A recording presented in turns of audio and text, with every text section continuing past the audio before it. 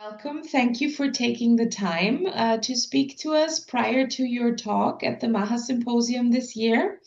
We have quite a few participants that are already curious what the content is going to be, which is why we have this series of interviews with our speakers. So, Dominik Golenhofen is a German Heilpraktiker originally, but moved to Slovenia some years ago, has his own practice, is a specialist in bioresonance and many other topics, one of which he will be discussing at the symposium.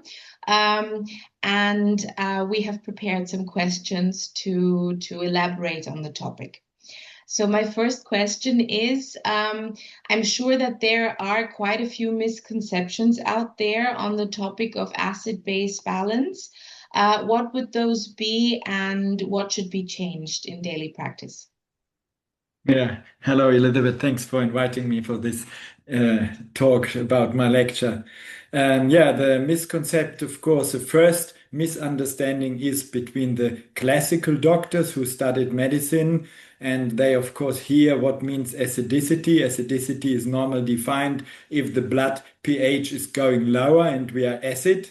And this is, of course, a very alarming state for the body. So we basically don't see this if we still walk around. We only see this really in the emergency room. And then, of course, if the acidicity of the blood is going lower, we are probably going to die. So they have, of course, very urgently to stable us.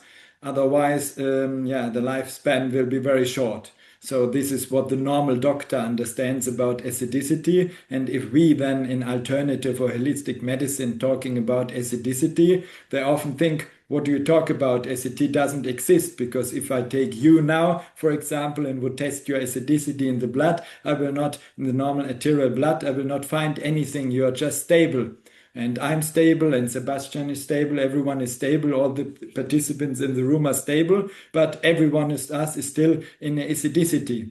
And that is the biggest first misunderstanding which happens, that we are talking in medicine about compensation and not compensation. And so all our states are compensated. That means that the blood stays okay, but in the cells, in the body itself, we are already getting into an acidicity state. And that is what we first have to comprehend about acidicity and alkaline states. If we understand this basic, which may be the main attendants of such an alternative congress will already understand. For them, the biggest problem is that they think they eat alkaline food, and that automatically guarantees you that you are alkaline. And that is a totally wrong assumption, that you just eat alkaline, alkaline, alkaline, more alkaline, and then you are okay.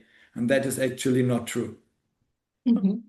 Dr. Perko, in your clinical work, how does this acid-base balance come into play? Is it relevant with any type of patient, or are there specific patients where you would focus in on that topic? Yes,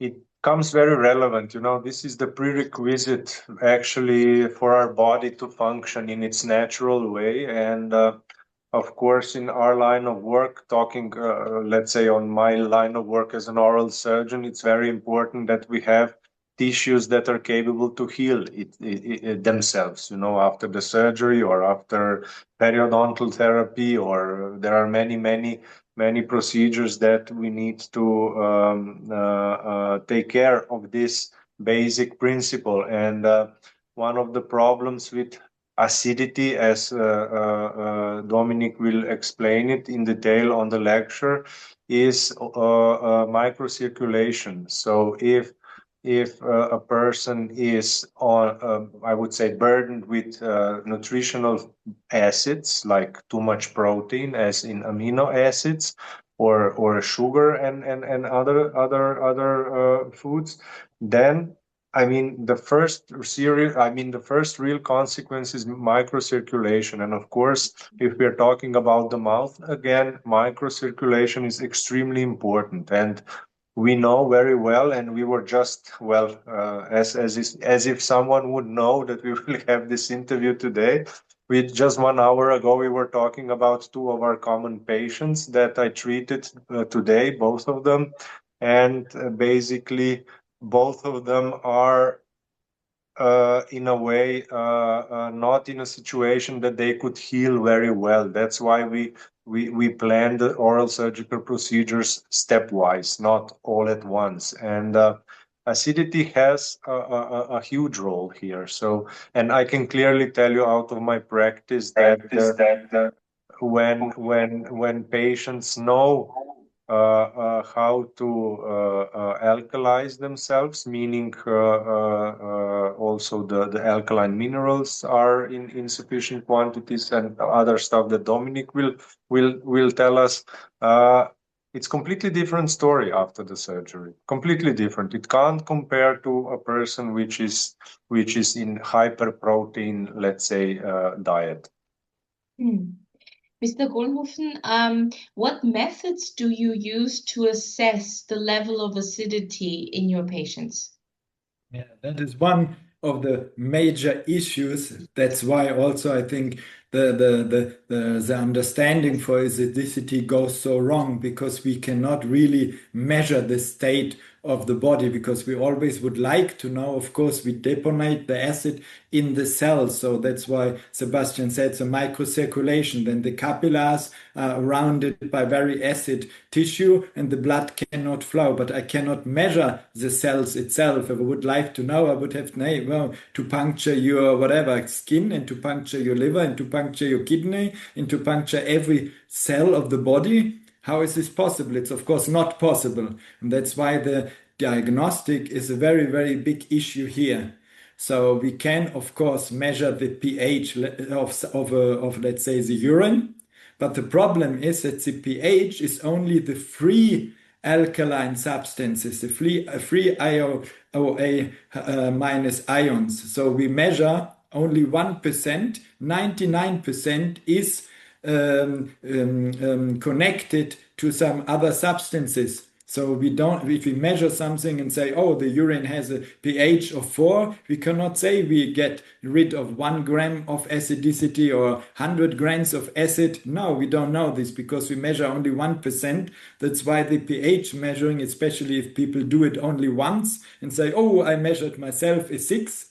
That is totally irrelevant, because the urine during the day is going up and down depending of how much you eat and so on. So the only, let's say, real availability of what we can do measure, I like this, it's called analysis after Vincent. He was a French biolog, I think. He was trying to find out which water is good for people, for animals, so on. So he tried to analyzing the water, how it's alkaline, what kind of redox potential, what kind of conductivity it has. And he developed a system for normal water, but then applied it to the people, that he measures after 12 hours of not eating, not drinking, nothing. So we always ordered the people in the morning, let's say at 8 o'clock, directly in the morning. And then after 8 o'clock in the evening, they're not allowed to drink or eat.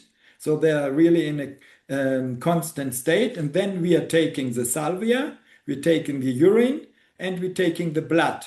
And directly when the blood comes out of the vein, we have the electrodes and directly measuring all three things: conductivity, pH, and redox. And then we get a picture of the, and let's say, milieu, we always say in German, that we really see in what kind of state the person is. And if you have all this, you see what he is losing through the urine, what is in the blood, then we can assess approximately where the people are. But this is, of course, you have to be very long without food and drink. So I cannot say today to you when you sit here, oh, I would like to know it. Can you measure me? No, I cannot. So it's very difficult to get this. And that's why people actually do not know how much acid they have in themselves. And we can only know it from certain kind of, let's say, for example, surgeries. When they make, let's say, knee surgeries, they can measure what the fluid in the knee, what the pH is it. And if we are healthy, we have 7.8. If we have any kind of arthritis, inflammation, they are normally under 6.4. And if you know that a logarithmic scala is times 10, that means 6.4 to 7.4 is times 10 to 7.80 is like 20, 30 times more acid. And then basically the pain and the problems are starting. So we know that all these people have this from surgeries, but we cannot, of course, measure the patient himself. If he is in my praxis, I cannot just say a needle and take it in his knee and say, oh, what do you have? He will not allow this to me. So we have, let's say, a little bit to guess and to know, and we already know that the people are all acid, and then we can see when we do detoxify them, how much they get better. That is for me the best proof of concept. Very good. Dr. Berko, you're known to also very closely establish your patient's instincts and your patient's feelings, and the information that they bring to your practice and that they share with you. When a patient says to you they feel acidic, is that something that is even connected to this topic, or is that just a manifestation of a different problem? Well, I would agree. Yes, I would say I agree. Maybe more often patient would say I feel inflamed. Mm-hmm. And by that feeling, more or less, I think that Dominik would agree, they would mean the acidity part. With the acidity, the whole extracellular matrix changes. Yeah, the conformation of the extracellular matrix, which I learned a lot about in the medical school, and well, we didn't put too much focus on it there, but later on I studied the so-called Pischinger space. There's a book on it.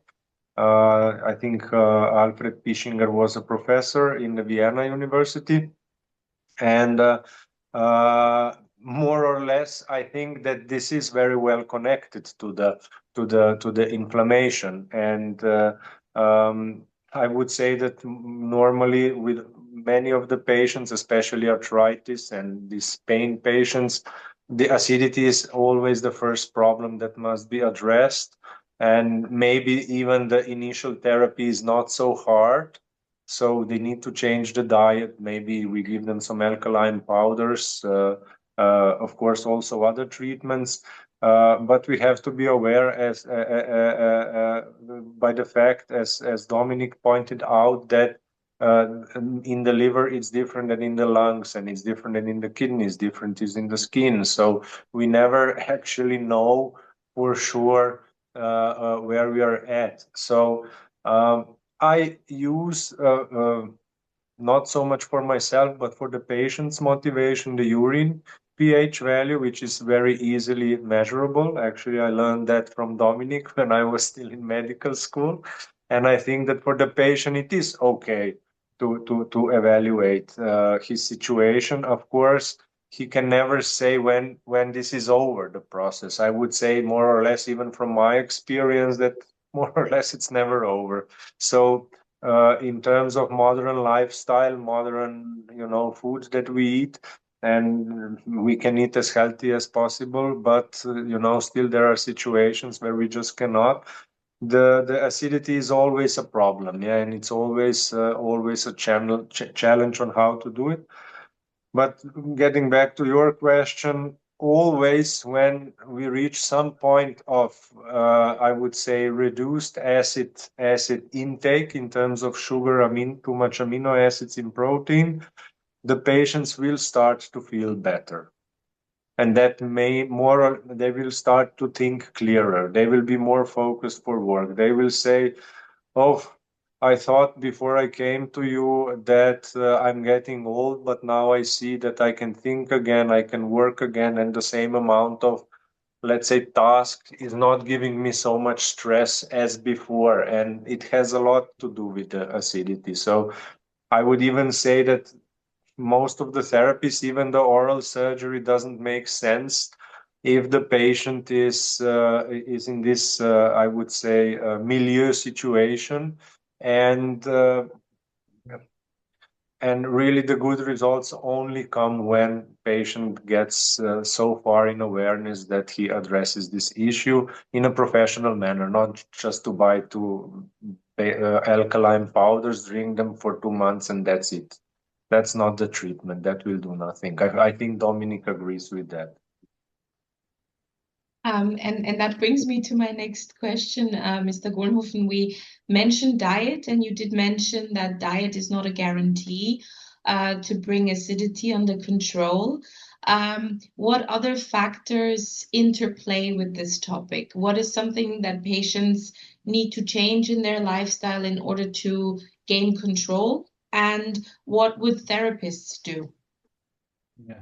The first pain point to understand is that that when we talk about acidicity, as in the blood, we have a buffer, a bicarbonate buffer to get rid of the acidicity we eat at that moment. So we normally have hemoglobin, which is in a buffer, and we have 70% of bicarbonate buffer. So the first, when we people have in our praxis who are very acid, we want to get the buffer better. And that is possible if they eat alkaline powder, if they do get alkaline bicarbonate infusions, things like this. But people who start to eat healthier, so for my alternative praxis, many people come to me and do not have any more a normal lifestyle that they eat everything, just a lot of meat and stuff. Most people already do not eat that. So they already got rid or have already established this buffer back. So many people are on this point. And then the diet and alkaline powder doesn't help anymore to get rid of it. You can eat less. In the opposite, the problem is that we need to get rid of the acids from the cells. And when the cell wants to get the acidicity to the blood, we transport it via amino acids. And that means if I go to a vegan diet and I have ill people or maybe already a few years vegan or vegetarian, these people can never get rid of the acidicity. They are totally blocked because they cannot transport any acid out of the cells. And then they think, no, if I look to the pH of the urine, look, I'm very basic because they eat basic food. Yeah, urine is basic, but your cells are completely acid. That is a very big issue. That's why we have to take care that people get enough amino acids. And this is a huge problem because always when we talk about acidicity, people think meat would make people acid. It's not true. And meat doesn't make people acid. We are making, of course, some acids, but this acid gets via the kidney out of the body. So if I eat a normal amount of proteins every day, this is very healthy for the body. That's why also we can see that many people are eating, I don't know, like Eskimos or Eskimos, whatever, eat a lot of fish and other stuff, a lot of protein. They are not acid. They have not heart attacks. They have no problems like this. So the protein itself is not the problem. And then the toxins coming as a next step. The toxins are blocking the amino acids. So if I have a lot of toxins and I have the amino acids blocked, I can transport nothing. And then, of course, if I have a lack of amino acids, and then I have blocked these little amino acids who are left, then I'm totally out of any control what happens in the cells. And then people go to a vegan diet and think, now I will get healthy. No, they do not detoxify. They need to get rid of the heavy metals. That's why for me, the main reason for very bad states of acidity is actually the heavy metal burden of the body. But people do not understand this because they only think about minerals and say, oh, I eat some soda and then I will get healthy. Now you can eat 10 spoons of soda or whatever. You will not get any acid out of your cells. And these are the important things to understand. And that's why also in my lecture, I will go into details biochemically that really people will understand where this transport is happening, between which membranes, what is working, and then the therapist can really understand what to do with the patient if he first understood himself the problem. If he thinks, oh, I give him some alkaline powder to drink and he will get rid of his acidity, then he can think so, but it will never happen. Thank you for that. So this is actually exactly why we have events such as the MAHA Symposium to address misconceptions that are being lived not just by the patients but also by therapists. Dr. Perko, you go to a lot of these educational courses and symposiums and events. Can you think off the top of your head of another misconception that you learned while you were traveling, while you were educating yourself outside of your base education at university? Well, more or less, I would say that what I see is also in integrative medicine or alternative medicine is that we all have each expert has its own, direction, and of course, he's making a lecture about that direction. But in the end, it always comes to the patient, which is very individual, and it's sometimes, I mean, many times it's very beneficial that different approaches are implemented in the therapy. So, for example, at our clinic, we implement Ayurveda and so-called biological medicine. And with Dominik, we collaborate a lot on the bioresonance and the infusion part. And there are things that I don't know that he knows much better, and there are things that I maybe know and he doesn't. And these combinations more or less give us a very, very, very fine results in the end. So, for a person, even the acidity is maybe for some patient, this is very, very important on how to do it. And then again, for another patient, he has a normal value, let's say, of the amino acids because he knows how to eat meat properly. For example, I'm a vegetarian for 15 years and I consider, well, of course, when I go to Dominik, always we find something on the regular checkup, which I still need to book for this year. But our medicine diagnosis, even before we have some serious body problems like arthritis or something else. So what I'm aiming at is that the medicine really is individualized and going around the world, listening to people is basically important to take what you need for yourself. And well, of course, we know that conferences where there are many lectures, we can get a good direction and a good, I would say, basic knowledge in order to expand it more in depth. But all the serious things that we can implement, it takes time. So the workshops of 3 days or three let's say 100 hours, 50 hours, these are the most important. And on these, then you can really learn how to implement the knowledge on the topic. Yeah. So on MAHA Symposium, it's not only about listening to the lectures, but we keep the event small because we want then for the speakers to engage with participants. And even as for us, we started MAHA Institute, and Dominik, of course, at some point will be invited to do some lectures for us or even the workshops, so that then this topic that we will have, each of the speakers, we can then study in depth. And then, of course, the participant can decide what is the approach that he can implement with his patients. Mr. Golenhofen, your lecture, will it include things that therapists will be able to implement practically, or will it be more a theoretical talk? Oh, I very hope that everyone will take something out of it which will change his view, and that immediately changes the therapy. As soon as you understand, okay, I have maybe to check also for heavy metals if someone has a acidicity problem. If you know from the disease, oh, this like an arthritis is always definitely, of course, a joint which is very inflamed and very acid, then you will also maybe make a checkup if the patient does get with your normal therapy, which should be successful, not better, okay, maybe I forgot to check this, or we will check now, for example, the amino acids.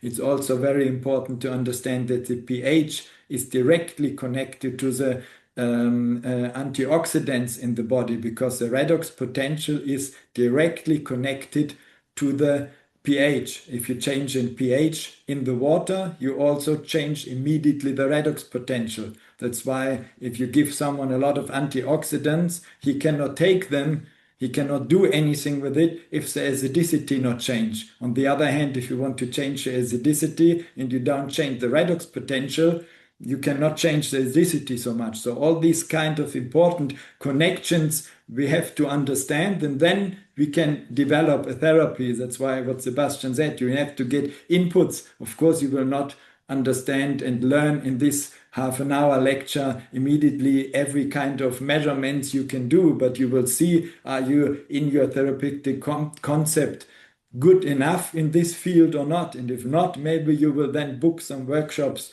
wherever in the world to learn, because you see you have a lack of knowledge in this part. Dr. Berko, as a final question, your clinic applies Ayurvedic medicine. How does Ayurvedic medicine approach the topic of acid-base balance? Yeah, that would be the question for Dr. Agil. Yeah, but more or less, Ayurvedic therapies are dealing with the whole body, and what we have learned recently, that if Ayurvedic doctor performs the therapy, like the whole body, like massage with specific oil, one patient said that it's completely different than if the technician does it. And more or less, when I talk to Dr. Agil, he always explain, always when he comes out the room, he said, "Oh, so acidic," because the patients feel a lot of pain. So this is when he does the treatment. I mean, he's not torturing them, so don't understand me wrong, but it's very important, as we said in the beginning, that acidity is in the cells, is in the extracellular matrix, and the treatment very much focuses on, let's say, good perfusion, so good delivery of alkaline minerals, of amino acids, if we talk about that, into the tissues all around the body. So that's how then we can really try hard and drain the acids as part of the treatment. So, but Ayurveda, has a lot of specific, Dr. Agil calls them non-linear markers, because we are used to linear markers, like we have measurement magnesium, zinc, selenium, protons, OH minus ions. These are the linear markers, but Ayurveda has so-called non-linear markers, and maybe when we do an interview with Dr. Agil, he can explain what that means and how this applies to acidity. Mr. Golenhofen, are you familiar with this concept and with Ayurvedic medicine's take on the acid-base approach? I have quite a lot of knowledge about Ayurvedic, and I like it a lot, because I think that the detox is very important, and detox normally works over the oils. That's why if you take a lot of oils, either internally or as an enema or as a massage, you will always clean your body. And if you clean your body, then automatically the heavy metals get out and your acidicity will get lower and things like this. So I'm not so sure. I mean, with the diet, of course, they also influence directly the acidicity, but I'm not so sure what other kind of methods they have. I think they are, like Sebastian said, they have a holistic kind of treatment which is not focused on this, because it's a very old medicine where they couldn't measure this. So they had not idea 2,000 years ago that they had to do this. But I know that they also do in a lot of ancient kind of medicines, they do a lot of Baithic bathing. The bathing, which is also in Europe, of course, a big history, helps a lot to get our acids out of the body. And in this way, I think automatically, if you do an Ayurvedic program, you will clean your body out of the acids. Thank you very much for sharing all this valuable information with us. And we very much look forward to your lecture coming up this May, 29th and 30th of May at Ljubljana's beautiful castle.